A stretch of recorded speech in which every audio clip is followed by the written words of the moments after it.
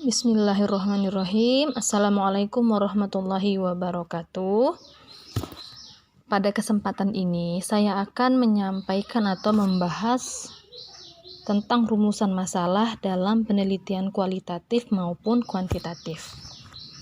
Untuk merancang penelitian yang terarah, diperlukan beberapa hal, yaitu latar belakang, rumusan masalah, tujuan dan manfaat penelitian, tinjauan pustaka, hipotesis, pembatasan masalah, dan metodologi penelitian yang matang dan cukup jelas tentunya. Rumusan masalah sendiri merupakan upaya untuk menyatakan pertanyaan-pertanyaan penelitian yang terkait dengan ruang lingkup masalah yang akan diteliti. Kenapa? Karena masalah itu sewaktu-waktu akan mulai memikirkan suatu penelitian, sudah harus dipikirkan dan dirumuskan secara jelas, sederhana, dan tuntas. Hal itu disebabkan oleh seluruh unsur penelitian lainnya yang berpangkal pada perumusan masalah tersebut. Namun, terdapat beberapa perbedaan antara perumusan masalah dalam penelitian kualitatif dengan perumusan masalah pada penelitian kuantitatif. Selanjutnya adalah ciri-ciri dari rumusan masalah. Ada 5 poin, yaitu yang pertama berupa kalimat tanya, yang kedua jelas dan padat, yang ketiga didukung dengan adanya data, yang keempat mengandung hubungan dua variabel atau lebih, dan yang kelima adalah berorientasi pada suatu teori tertentu. Kemudian, apa saja sih fungsi dari rumusan masalah pada suatu penelitian? Sudah pasti dapat berfungsi sebagai konsep acuan penelitian, kemudian dasar membentuk kerangka karya ilmiah. Selanjutnya mempermudah pembahasan, dan yang terakhir adalah indikator konsistensi penulis.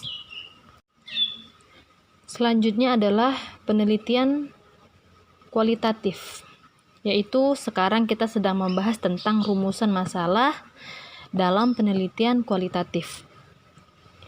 Salah satu metode penelitian yang juga sering digunakan adalah metode penelitian kualitatif, di mana metode penelitian kualitatif adalah penelitian yang bersifat subjektif dan memperuntukkan pada pengumpulan dan pengolahan data yang bersifat bukan angka, atau tidak bisa diukur dengan atau dihitung, seperti pendapat seseorang, gambar, hasil temuan fisik, rekaman, dan sebagainya. Bagaimana sih dengan contoh rumusan masalah kualitatif? Baik, di sini saya akan memberikan contoh rumusan masalah dalam penelitian kualitatif.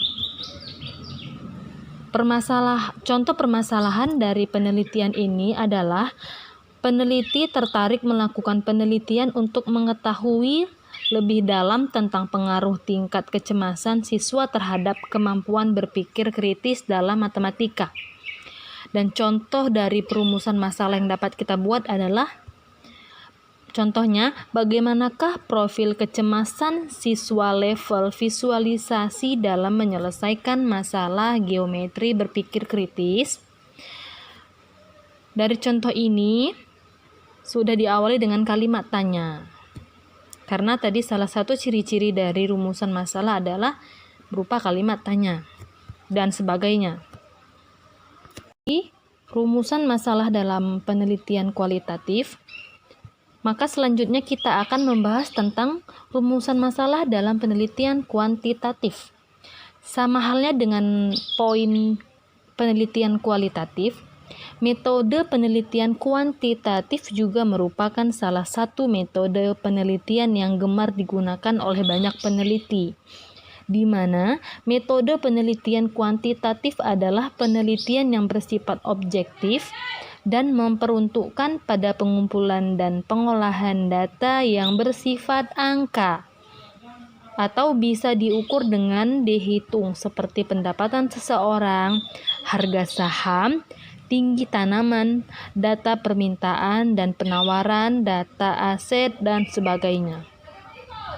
Jika tadi penelitian kualitatif berupa keterangan, maka dalam penelitian kuantitatif itu bisa berupa angka yang bisa diukur dan dihitung. Selanjutnya, bagaimana sih contoh rumusan masalah kuantitatif?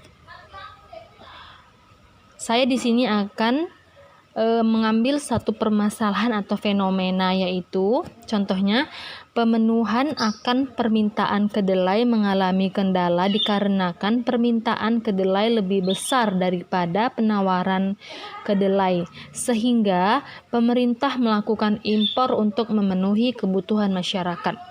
Dan contoh yang dapat kita jadikan sebagai rumusan masalah pada fenomena atau permasalahan ini adalah yang pertama, faktor-faktor apa saja yang mempengaruhi penawaran dan permintaan kedelai di Indonesia?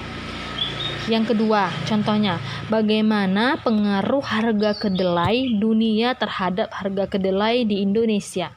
Dan yang terakhir, yaitu bagaimana pengaruh harga kedelai Indonesia terhadap impor kedelai Indonesia? Dari beberapa contoh ini, dia lebih mengutamakan atau lebih banyak membahas pertanyaan berapa harga, dan harga ini merupakan suatu yang bisa dihitung jumlahnya gitu. Baik, terima kasih atas kesempatannya, semoga bermanfaat. Wassalamualaikum warahmatullahi wabarakatuh.